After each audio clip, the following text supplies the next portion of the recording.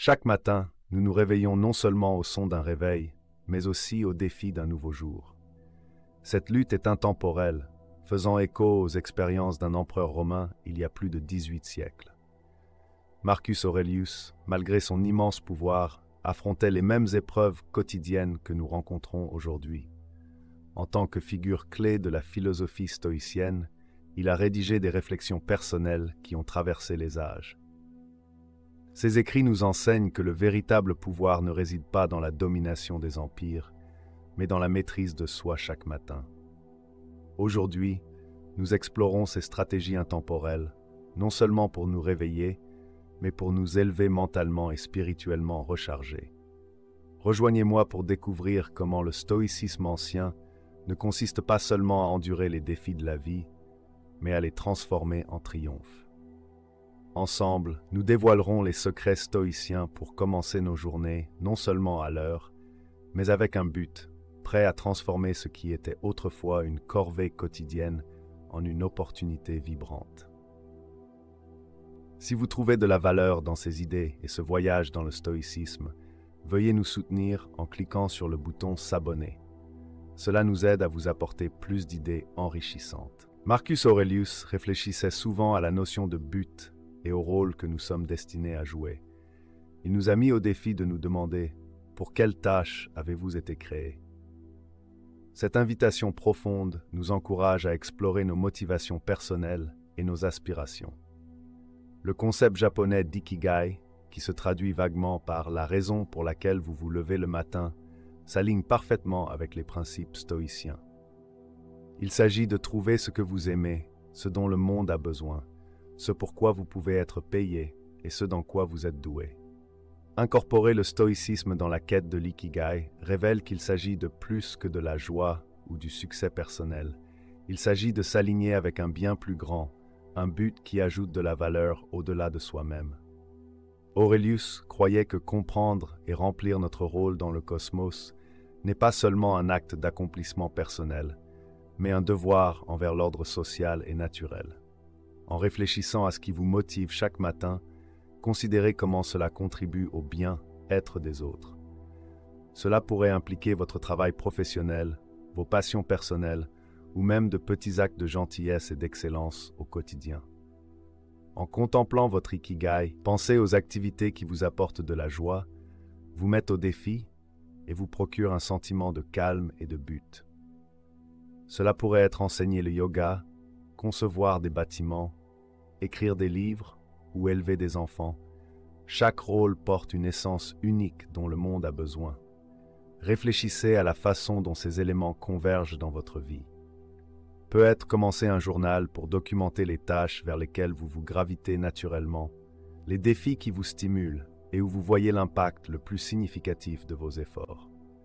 Trouver votre ikigai n'est pas une découverte unique, mais un voyage continu d'alignement et de réalignement, à l'instar de la pratique stoïcienne, de la réflexion quotidienne et de l'amélioration de soi. Il s'agit de faire des choix délibérés chaque jour qui honorent votre but profond et contribuent au bien-être de votre communauté. La préparation, dans le sens stoïcien, n'est pas seulement une question de préparation. Il s'agit de se préparer au succès, à la tranquillité d'esprit et à une vie intentionnelle. Cela signifie terminer notre journée en réfléchissant au lendemain, non seulement mentalement, mais aussi par des actions concrètes. La veille est le moment idéal pour préparer un matin productif. Cela peut commencer par des tâches simples comme ranger votre espace de travail, planifier votre tenue ou préparer votre petit déjeuner et votre déjeuner. Mais au-delà de ces étapes pratiques, il y a un niveau plus profond de préparation qui s'aligne avec la philosophie stoïcienne. Réfléchir aux réussites et aux échecs de la journée pour mieux se préparer aux défis à venir. Il s'agit de revoir ce qui était sous notre contrôle et ce qui ne l'était pas, et de fixer des intentions pour se concentrer sur ce qui peut être contrôlé demain. Cette préparation crée un pont entre la nuit présente et le matin suivant, assurant que vous vous réveillez avec un esprit clair et un corps prêt. Par exemple, vous pourriez écrire les 3 principales priorités de votre journée. Cette pratique non seulement clarifie votre esprit pour un sommeil réparateur, mais aligne aussi votre matinée avec un but, de sorte que vous ne réagissez pas simplement au monde, mais que vous façonnez activement votre journée dès le moment où vous vous levez. De plus, embrasser la pratique stoïcienne de la méditation du soir peut enrichir cette routine nocturne. Marcus Aurelius s'engageait souvent dans de telles réflexions, ce qui peut aider à centrer vos pensées et à vous préparer aux défis à venir. Marcus Aurelius lui-même a écrit ses méditations comme une forme de réflexion philosophique, une manière de se connecter à ses valeurs et de se préparer à ses devoirs d'empereur. De même, passer quelques minutes en méditation ou en réflexion peut vous aider à vous déconnecter des stress de la journée et à vous réaligner avec vos valeurs profondes, préparant ainsi le terrain pour une matinée productive. La préparation du lendemain ne concerne pas seulement les tâches physiques, comme ranger ou planifier les repas. Il s'agit aussi de définir un ton mental et philosophique. Cette pratique favorise une vie intentionnelle, un soir et un matin à la fois, ancrée dans la vertu stoïcienne de la vie réfléchie. Marcus Aurelius soulignait l'importance de concentrer ses efforts, comparant cela à courir droit vers une cible. Ce principe est particulièrement pertinent pour nos matinées, un moment où les distractions sont abondantes. La façon dont nous gérons la première heure de notre journée détermine souvent le ton du reste de celle-ci. Éviter les distractions n'est pas seulement une question de discipline. C'est aussi une question de respect pour notre temps et les tâches que nous visons à accomplir. Créer un rituel matinal qui minimise les distractions peut impliquer de ne pas vérifier son téléphone immédiatement après le réveil. Les téléphones peuvent être source de stress et de distraction en raison des notifications incessantes. Au lieu de cela, offrez-vous un début de journée paisible. Peut être par la méditation, la lecture ou la planification de votre emploi du temps en silence. Cela s'aligne avec la pratique stoïcienne de la pleine conscience et du contrôle de soi, en dirigeant intentionnellement votre attention plutôt qu'en laissant les forces extérieures dicter votre concentration. De plus, Marcus Aurelius croyait qu'il fallait faire chaque tâche comme si c'était la dernière chose que vous faisiez dans votre vie, prônant une concentration totale et l'évitement des distractions futiles. Adopter cet état d'esprit signifie définir des limites claires et des intentions pour nos matinées. Si vous travaillez de chez vous, cela pourrait signifier fermer la porte de votre espace de travail pour signaler le temps de concentration. Pour les activités personnelles comme l'exercice ou les projets créatifs, consacrez ce temps comme sacré et ininterrompu. Éviter les distractions après le réveil implique de cultiver un environnement où vous pouvez prospérer et rester fidèle à vos objectifs, à l'instar des stoïciens qui visent à vivre en accord avec leur vraie nature. Concevoir nos matinées sans distraction nous aide à embrasser notre chemin avec clarté et détermination. Se réveiller à la même heure chaque jour établit un rythme prévisible et ancré, faisant de chaque matin une étape délibérée dans notre parcours de maîtrise de soi et d'amélioration personnelle. Ce début constant impacte notre clarté mentale, notre stabilité émotionnelle et notre capacité à affronter les défis quotidiens avec calme stoïcien. Cela cultive également l'autodiscipline, une qualité très valorisée par les stoïciens. Résister à la tentation de retarder ou de dormir plus longtemps exerce un contrôle sur nos impulsions, ce qu'Aurelius considérait comme la véritable liberté. Se lever à la même heure chaque matin renforce notre volonté et notre engagement envers nos principes. Intégrer un horaire de réveil constant dans notre routine peut avoir un effet profond sur notre bien-être. Les études montrent que des heures de réveil régulières améliorent la qualité du sommeil, boostent la santé mentale et augmentent la productivité. Nos corps prospèrent grâce à la constance, stabilisant nos cycles de sommeil, équilibrant nos systèmes endocriniens et améliorant nos fonctions cognitives. Avec le temps, cette pratique nous aide à nous réveiller rafraîchis et à incarner les vertus stoïciennes d'ordre, de discipline et de but chaque jour. La beauté de ces petits défis est qu'ils déplacent notre seuil de tolérance à l'inconfort. Avec le temps, ce qui était autrefois difficile devient gérable, voire routinier, renforçant notre capacité à relever les défis imprévus avec un calme et une maîtrise de soi. C'est l'idéal stoïcien, développer un caractère si robuste que les conditions externes ne troublent pas notre paix intérieure. Embrasser de petits défis se rattache également au principe stoïcien de vivre en accord avec la nature. Par nature, les humains sont des êtres adaptables, capables d'incroyables exploits d'endurance et de résilience. Les difficultés volontaires puisent dans cette capacité innée, encourageant la croissance et l'amélioration de soi.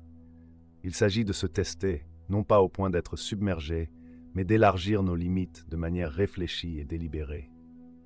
Incorporer ces pratiques dans notre routine matinale donne un ton puissant à la journée. C'est une réaffirmation de notre engagement envers la croissance personnelle et la poursuite de l'excellence stoïcienne par l'autodiscipline. En affrontant volontairement ces petites difficultés chaque jour, nous augmentons non seulement notre capacité à faire face aux grands obstacles de la vie, mais nous approfondissons également notre appréciation des moments de facilité et de confort. Pratiquer les difficultés volontaires consiste à choisir quelqu'un qui non seulement soutient vos objectifs, mais vous met également au défi de maintenir vos engagements. Ce partenariat repose sur le principe que nous nous élevons en élevant les autres. C'est une relation qui prospère sur le respect mutuel et les aspirations partagées, où chaque personne agit comme un miroir, reflétant les vertus et les défauts avec honnêteté et compassion. Par exemple, si votre objectif est de vous lever tôt et de maximiser votre productivité, un partenaire de responsabilité peut vous aider à rester sur la bonne voie en vérifiant, en offrant des encouragements ou même en se joignant à vous dans vos routines matinales. L'aspect stoïcien de cette pratique réside dans sa capacité à améliorer la conscience de soi et l'autodiscipline. En vous engageant à rendre compte de vos progrès à quelqu'un d'autre, vous vous engagez dans une forme d'auto-examen, un exercice clé des stoïciens. Ce partenariat vous encourage à réfléchir à vos actions et choix quotidiens, en vous assurant qu'ils s'alignent sur vos objectifs de vie plus larges. De plus, le simple fait de verbaliser vos objectifs et vos luttes peut être incroyablement puissant. Partager votre voyage avec quelqu'un d'autre apporte un nouveau niveau d'engagement et de clarté à vos quêtes, vous aidant à rester fidèle à votre chemin, même lorsque les choses se compliquent. Rendre l'intangible tangible et l'abstrait concret, un partenaire de responsabilité peut vous aider à naviguer les défis qui accompagnent tout engagement. Ils apportent une perspective lorsque vous êtes trop proche d'un problème pour le voir clairement et offrent des solutions auxquelles vous n'auriez peut-être pas pensé. Cette collaboration ne consiste pas seulement à se maintenir sur la bonne voie, mais aussi à grandir ensemble à travers des expériences et des idées partagées. Intégrer le concept d'un partenaire de responsabilité dans votre vie ne consiste pas seulement à s'assurer que vous respectez vos objectifs. Il s'agit d'enrichir votre voyage avec des expériences humaines partagées, reflétant la croyance stoïcienne que le chemin vers la vertu peut être parcouru aux côtés des autres, en combinant les forces et en compensant les faiblesses. Marcus Aurelius méditait fréquemment sur le thème de la mort, croyant que la conscience de notre mortalité est un rappel vital de notre temps limité, nous poussant à vivre plus pleinement et avec un plus grand but. Lorsque nous incorporons cette réflexion dans notre routine matinale, cela change radicalement notre perspective. Chaque matin devient non pas une simple répétition de la veille, mais une opportunité unique qui n'est pas garantie de se reproduire. Cette prise de conscience aide à éliminer les trivialités qui occupent souvent nos esprits et nos horaires, redirigeant notre attention vers ce qui compte vraiment, nos passions, nos proches et nos objectifs de vie principaux. Embrasser Memento Mori favorise également un sentiment de gratitude pour le moment présent. Savoir que nos jours sont comptés rend le simple fait de se réveiller à un nouveau jour quelque chose de profondément reconnaissant.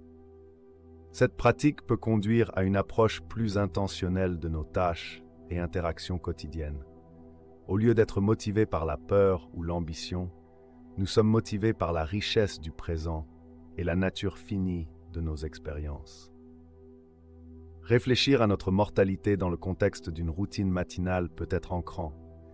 Cela aide à atténuer la précipitation et le stress qui accompagnent souvent le début de la journée, nous rappelant que dans le grand schéma des choses, bon nombre de nos soucis sont mineurs. Cette pratique stoïcienne nous encourage à répondre aux défis de la vie avec calme et clarté, en concentrant nos efforts sur des actions significatives et alignées avec nos valeurs les plus profondes. En commençant notre journée par un moment de réflexion sur notre mortalité, nous pouvons cultiver un état d'esprit qui valorise chaque jour comme un cadeau précieux. Il ne s'agit pas de s'attarder sur la mort, mais d'enrichir la vie avec une profonde appréciation du temps que nous avons. C'est un appel à vivre plus délibérément, plus joyeusement, et avec l'engagement de faire en sorte que chaque jour compte. Se rappeler de la mort, une véritable incarnation de la sagesse stoïcienne, consiste à imaginer les pires scénarios, non pas pour s'y attarder dans la peur, mais pour se préparer à affronter les incertitudes de la vie avec calme et force. Le concept peut sembler contre-intuitif. Après tout, pourquoi se concentrer sur le négatif? Pourtant, cette technique ancienne consiste à cultiver un profond sentiment de gratitude pour ce que nous avons et à nous fortifier contre la complaisance. En commençant votre journée en considérant les défis que vous pourriez rencontrer, vous vous préparez à les gérer plus efficacement s'ils surviennent. Par exemple, imaginez que vous allez avoir une journée chargée au travail. En visualisant cela à l'avance, vous pouvez élaborer des stratégies pour gérer vos tâches et interactions de manière proactive plutôt que réactive lorsque les niveaux de stress commencent à monter. Cette préparation s'aligne parfaitement avec l'idéal stoïcien de se concentrer uniquement sur ce que nous pouvons contrôler, nos réponses et nos attitudes. De plus, cette pratique approfondit notre appréciation des moments où les choses se passent bien. Lorsque vous avez mentalement préparé des difficultés, l'absence de ces difficultés ou leur navigation réussie devient une source de joie et de soulagement. C'est l'essence de la visualisation négative, améliorer nos expériences quotidiennes en reconnaissant que les choses pourraient être bien pires, ce qui nous fait apprécier d'autant plus le bien. En outre, la visualisation négative aide à modérer nos réactions face aux déceptions et aux revers. Si nous avons déjà envisagé la possibilité d'un résultat négatif, nous sommes moins susceptibles de nous sentir pris au dépourvu ou accablés lorsqu'il survient. Cet outil stoïcien nous enseigne la résilience, nous rappelant que la plupart des revers ne sont pas aussi catastrophiques qu'ils peuvent sembler au départ. Appréciez votre vie en reconnaissant que nous sommes capables d'endurer et de surmonter beaucoup de choses. En pratiquant la visualisation négative, nous ne nous préparons pas seulement au pire. Nous améliorons notre capacité à profiter de chaque aspect de nos vies, quels que soient les résultats. C'est un rituel matinal puissant qui établit une base de force mentale et une perspective équilibrée pour la journée à venir, incarnant la quête stoïcienne de la sagesse émotionnelle et de l'équanimité.